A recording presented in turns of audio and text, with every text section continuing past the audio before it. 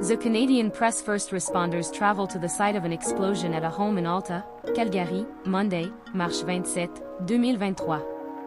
A member of Calgary's South Sudanese community said 10 people were blown up in the explosion at their home and then fell into the flaming basement below. Monday's explosion damaged several other homes and caused part of roof of the house to explode, turning it into a courtyard across street. All of the injured were adults and 6 were life-threatening.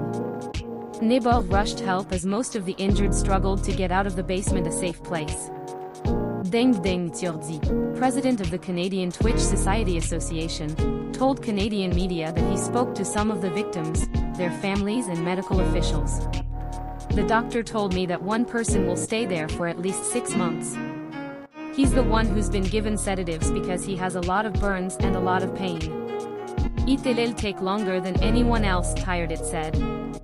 The rest, they think about 3 or 4 weeks.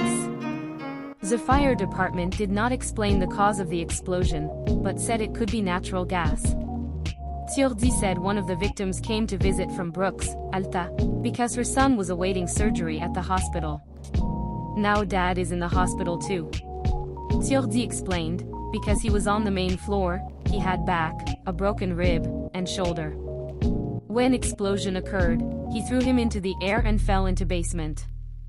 The explosion happened in basement and people on the main floor threw them into air. So one of them was hanging out of the window and then it fell again.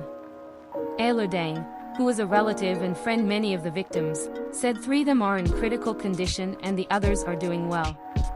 He said they were all expected to survive. The doctors are doing their best to treat them.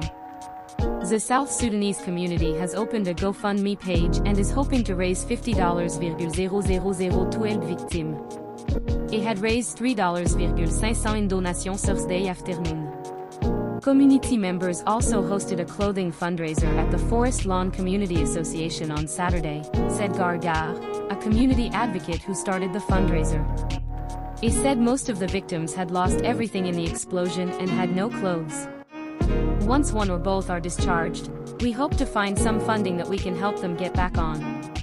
But the reality is that others who are still in critical condition, it can help them with different expenses to see how we do it, Gar said. They probably won't be back to work right away, so we hope to help them with those costs.